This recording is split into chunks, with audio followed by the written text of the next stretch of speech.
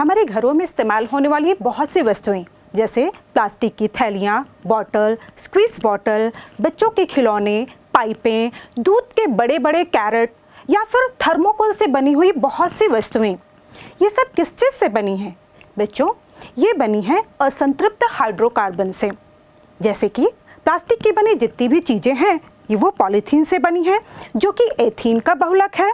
दूध के बड़े बड़े कैरेट जो पॉलीप्रोपीन से बने हैं जो कि प्रोपीन का बहुलक है। इसी तरह से जितनी भी थर्मोकोल से बनी वस्तुएं हैं वो पॉलीस्टायरीन से बनी हैं जो कि स्टायरीन का बहुलक है।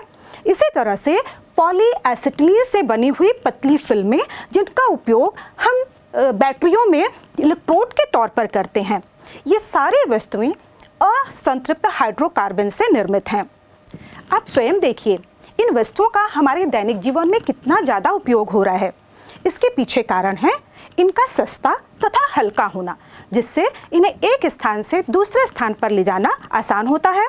लेकिन बच्चों, इनका अधिक से अधिक इस्तेमाल हमारे लिए चिंता का विषय बनता जा रहा है, क्योंकि ये बहुलकों से बनी वस्तुएं लंबे समय तक अपघटित नहीं होती हैं और ये पर्यावरण प्रदूषण का कारण बनती हैं। इसलिए हमें इनका सीमित उपयोग करना चाहिए। तो चलिए आज की कक्षा में हम जानेंगे कि इन असंतृप्त हाइड्रोकार्बनों के और कौन कौन से गुण हैं। असंतृप्त हाइड्रोकार्बन एल्कीन। बच्चों, एल्कीन वे कार्बनिक यौगिक जिसमें कम से कम एक द्विबंध उपस्थित होता है। इन्हें ओलिफिन भी कहते हैं क्योंकि इनके यौगिकों की प्रकृति कुछ तैलीय प्रकृति की होती है, इसलिए इन्हें ओलिफिन भी कहा जाता है। इनका सामान्य सूत्र है CnH2n। आइए इनकी कक्षीय संरचना को समझते हैं। चलिए अब हम जानते हैं एथीन की संरचना कैसी होती है। एथीन का सूत्र है C2H4, यानी कि इसमें 2 कार्बन और 4 हाइड्रोजन होते हैं। एथीन के दोनों कार्बन sp2 संकरित अवस्था में होते हैं, यानी कि दोनों कार्बन के पास 3 sp2 ऑर्बिटल होते हैं। ये किस तरह से व्यवस्थित होते हैं, चलिए हम देखते हैं। सबसे पहले हम 2 कार्बन लेते हैं। ये मैंने लिया पहला कार्बन और ये लिया दूसरा कार्बन। अब हम इनके ऑर्बिटल बनाते हैं। इस कार्बन का पहला sp2 ऑर्बिटल, ये हुआ दूसरा sp2 ऑर्बिटल और ये तीसरा sp2 ऑर्बिटल। इसी तरह से दूसरे कार्बन का ये पहला sp2 ऑर्बिटल, ये दूसरा sp2 ऑर्बिटल और ये तीसरा sp2 ऑर्बिटल। बच्चों, दोनों कार्बन के तीनों sp2 ऑर्बिटल बिल्कुल एक प्लेन पर होते हैं और अब ये दोनों कार्बन अपने सामने के sp2 ऑर्बिटल के साथ समाक्ष अतिव्यापन करके सिग्मा बंध बना लेते हैं और बाकी के जो 2 sp2 ऑर्बिटल हैं उनके साथ दोनों 2 हाइड्रोजन के s ऑर्बिटलों के साथ सिग्मा बंध बनाते हैं। इस तरह से एथीन में कुल कितने सिग्मा बंध बन गए? 5। अब दोनों ही कार्बन के पास एक असंकरित p ऑर्बिटल होता है जो कि इस प्लेन के लंबवत होता है, इस तरह से। अब आप देखिए ये दोनों p ऑर्बिटल एक दूसरे के बिल्कुल समानांतर हैं और इसलिए ये आपस में समपार्श्विक अतिव्यापन करके पाई बंध बना लेते हैं। तो इस तरह से हम कह सकते हैं कि एथीन की संरचना प्लेनर या समतलीय होती है। और हाँ बच्चों, यहाँ पर कार्बन कार्बन की बंध दूरी 134 पिकोमीटर होती है, जबकि कार्बन हाइड्रोजन की बंध दूरी 110 पिकोमीटर होती है। इसके अलावा हाइड्रोजन कार्बन कार्बन के बीच जो बंध कोण है वह 121.7 डिग्री का तथा हाइड्रोजन कार्बन हाइड्रोजन के बीच जो बंध कोण है वह 116.6 डिग्री का होता है। तो इस तरह एथीन की संरचना होती है। बच्चों, अब हम जानते हैं एल्कीनों के बनाने की विधियां। एल्कीनों को भी कई विधियों के द्वारा बनाया जा सकता है, जिसमें पहली विधि है एल्काइनों के आंशिक अपचयन के द्वारा। बच्चों, आंशिक अपचयन से मतलब है जब यदि हम एल्काइनों का पूर्ण अपचयन कर देंगे तो हमें एल्केन प्राप्त हो जाएंगे, इसलिए हम आंशिक अपचयन करते हैं। ये विधि भी दो प्रकार से की जा सकती है। पहली विधि है लिंडलार अभिकर्मक के द्वारा। लिंडलार अभिकर्मक क्या होता है? बच्चों, यह पैलेडियम युक्त चारकोल होता है जिसे सल्फर के यौगिकों जैसे कि बेरियम सल्फेट को डालकर आंशिक रूप से निष्क्रिय कर दिया जाता है। तो जब हम किसी एल्काइन, जैसे कि उदाहरण ले लेते हैं हम ब्यूट-2-आइन की क्रिया, जब हम लिंडलार अभिकर्मक की उपस्थिति में हाइड्रोजन से कराते हैं तो हमें ब्यूट-2-इन प्राप्त होती है। और बच्चों, ये किस प्रकार का यौगिक है? ब्यूट-2-इन, ये हमें सिस यौगिक प्राप्त होता है, यानी कि समपक्ष एल्कीन प्राप्त होती है। दूसरी विधि से भी अपचयन किया जा सकता है, जिसे हम बर्क विधि कहते हैं, जिसमें हम सोडियम तथा द्रव अमोनिया के द्वारा अपचयन की क्रिया कराते हैं। जैसे कि यहाँ पर हम पुनः ब्यूट-2-आइन की क्रिया जब हम सोडियम और द्रव अमोनिया की उपस्थिति में हाइड्रोजन से कराते हैं तो हमें विपक्ष ब्यूट-2-इन प्राप्त होती है। इस तरह से इन दोनों अभिक्रियाओं के द्वारा हम सिस यानी कि समपक्ष और ट्रांस यानी कि विपक्ष दोनों प्रकार के एल्कीन प्राप्त कर सकते हैं। चलिए अब जानते हैं एल्कीनों को बनाने की दूसरी विधि के बारे में। बच्चों, एल्कीनों को बनाने की दूसरी विधि है एल्किल हाइलाइडों के विहाइड्रोहैलोजनीकरण के द्वारा। जैसे कि नाम से स्पष्ट है, इसमें हम एल्किल हाइलाइडों के एक हाइड्रोजन परमाणु तथा एक हैलोजन परमाणु को हटा देते हैं, जिससे हमें एल्कीन प्राप्त हो जाती है। उदाहरण के तौर पर यदि हम क्लोरोएथेन की क्रिया potassium hydroxide, alcoholic potassium hydroxide की उपस्थिति में गर्म करते हैं तो हमें एल्कीन प्राप्त होती है। इसी तरह से इसमें आप देखिए जो हाइड्रोजन निकल रहा है बच्चों, वह बीटा कार्बन से निकलता है, क्योंकि अल्फा कार्बन हम किसे कहते हैं? जिसमें हमारा प्रतिस्थापी जुड़ा होता है, वह कार्बन अल्फा कार्बन होता है, और उसके बाद वाला जो कार्बन है वो बीटा कार्बन है। तो यहाँ पर हैलोजन निकलता है और साथ में जो हाइड्रोजन निकल रहा है वो बीटा कार्बन से जुड़ा हुआ कार्बन है, इसलिए हम इसे बीटा विलोपन अभिक्रिया भी कहते हैं। और इस तरह से हमें एल्कीन प्राप्त होती है। बच्चों, एल्कीन ये जो अभिक्रिया की दर है, हैलोजनों में सबसे ज़्यादा आयोडो एल्केन, उसके बाद ब्रोमो एल्केन और सबसे कम क्लोरो एल्केनों में देखने को मिलती है। और यदि हम एल्केनों की सक्रियता को देखें तो इसमें तृतीयक एल्केनों में ज़्यादा सक्रियता होती है, द्वितीयक में कम और प्राथमिक में सबसे कम सक्रियता से होती है। बच्चों, यदि हम इसके स्थान पर कोई ऐसा एल्केन ले लें या ऐसा एल्किल हाइलाइड ले लें जिसमें 2 बीटा कार्बन हो, तब क्या होगा? उदाहरण के तौर पर यदि हम 2 ब्रोमो ब्यूटेन लेते हैं, अब यहाँ पर देखिए जो ब्रोमो है वह दूसरे कार्बन पर जुड़ा हुआ है और उसके दाईं ओर भी एक बीटा का हाइड्रोजन है और बाईं ओर भी एक बीटा हाइड्रोजन है।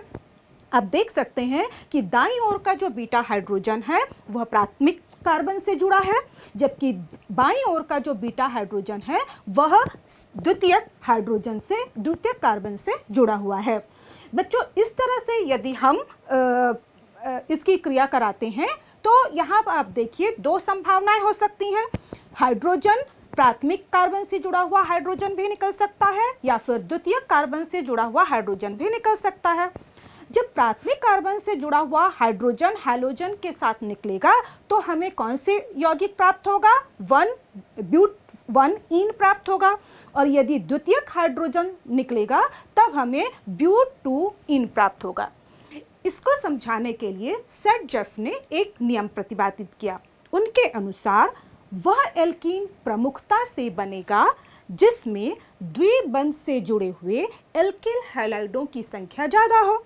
तो आप स्वयं देख सकते हैं यहाँ पर 2 ब्यूटीन, ब्यूटूइन में आप देखेंगे कि दोनों कार्बनों से जुड़े हुए 2 एल्किल हैलाइड हैं, 2 एल्किल मूलक हैं, इसलिए यहाँ पर जो मुख्य उत्पाद होगा वह 2 ब्यूटीन होगा। चलिए अब हम एल्कीनों को बनाने की तीसरी विधि को जानते हैं। बच्चों, यह तीसरी विधि है सन्निग्ध डाई हैलाइडों के विहैलोजनीकरण के द्वारा। बच्चों, सन्निग्ध डाई हैलाइड क्या होते हैं? ऐसे हैलाइड जिसमें कि हैलोजन परमाणु पास पास आजू बाजू के 2 कार्बनों से जुड़े होते हैं। जब हम सन्निग्ध डाई हैलाइडों की क्रिया जिंक धातु से कराते हैं तो दोनों हैलोजन परमाणु जिंक से क्रिया करके जिंक क्लोराइड या जिंक हैलाइड बना लेते हैं तथा हमें एल्कीन प्राप्त होती है। उदाहरण के तौर पर यदि हम 1,2 डाई ब्रोमो प्रोपेन की क्रिया जिंक धातु से कराते हैं तो हमें प्रोपीन प्राप्त होती है। इसके अलावा बच्चों, हम इस विधि के द्वारा साइक्लो हेक्सीन भी बना सकते हैं या साइक्लो एल्कीन भी बना सकते हैं। उदाहरण के तौर पर यदि हम 1,2 डाइक्लोरो हेक्सेन है ना, इसकी क्रिया जिंक धातु से कराते हैं तो हमें 1,2 या कह लें कि हमें हेक्सीन, साइक्लोहेक्सीन प्राप्त होती है, क्योंकि यहाँ पर भी जो दोनों हैलोजन हैं वो जिंक धातु से क्रिया करके जिंक क्लोराइड बना लेते हैं तथा हमें उत्पाद के तौर पर साइक्लोहेक्सीन प्राप्त होती है। तो इस तरह से हम इन एल्किल हैलाइडों के द्वारा भी एल्कीन प्राप्त कर सकते हैं। बच्चों, एक चौथी और महत्वपूर्ण अभिक्रिया है एल्कीनों को बनाने की, वह है एल्कोहलों के अम्लीय निर्जलीकरण के द्वारा। एल्कोहलों का निर्जलीकरण से तात्पर्य क्या है?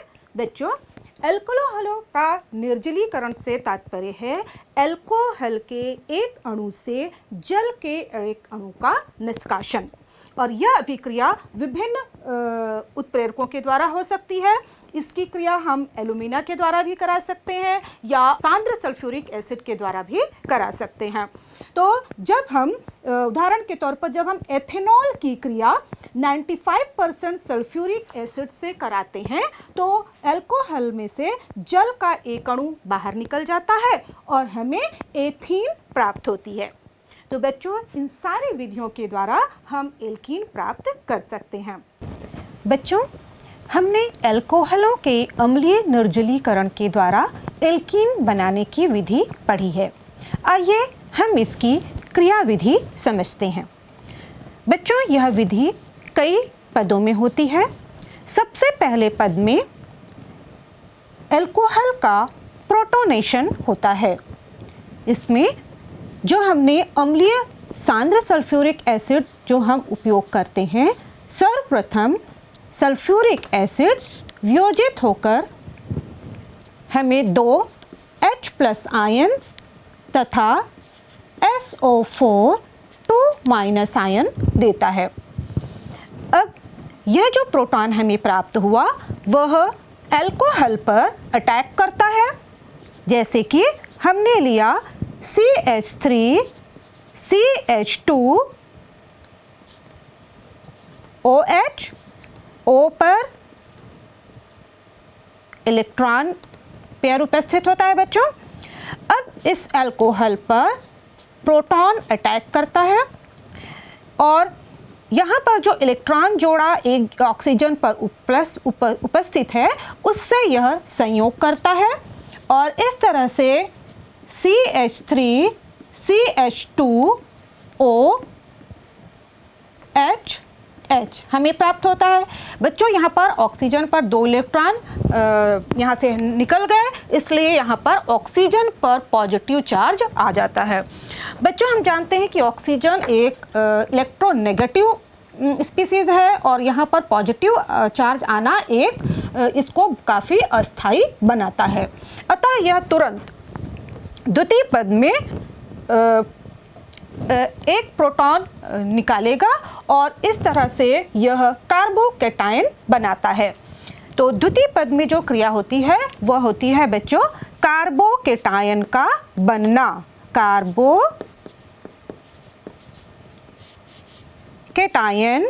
का बनना।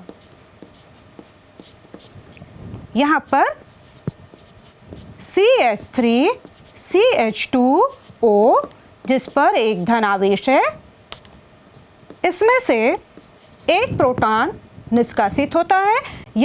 ये दोनों बंध है ना, ये CH2 और O के बीच जो इलेक्ट्रॉन जोड़ा है उसे यह ऑक्सीजन लेता है और H2O के रूप में पृथक हो जाता है। यहाँ पर आप देखिए H2O यहाँ पर अलग हो जाएगा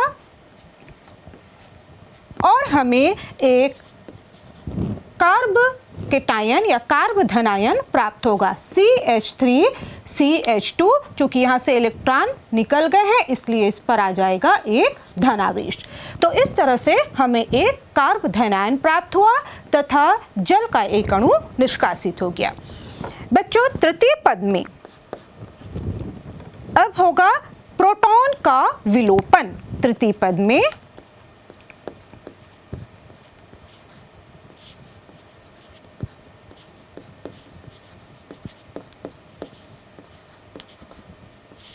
प्रोटॉन का विलोपन, इसमें जो कार्बधनायन है CH2H CH2 जिस पर एक धन आवेश है, इसमें से ये कार्बन हाइड्रोजन के बीच का जो इलेक्ट्रॉन जोड़ा है वह शिफ्ट हो जाएगा कार्बन इस जगह पर और इस तरह से यहाँ पर हमें प्राप्त होगा CH2 डबल बॉन्ड CH2 यानी कि एथीन और साथ में हमें प्राप्त होगा H+ आयन जो कि वापस कहाँ चला जाएगा H2SO4 के निर्माण में, है ना, उत्प्रेरक का पुनः निर्माण में भाग लेगा और इस तरह से हमें अल्कोहलों के अम्लीय निर्जलीकरण के द्वारा एथीन प्राप्त हो जाती है।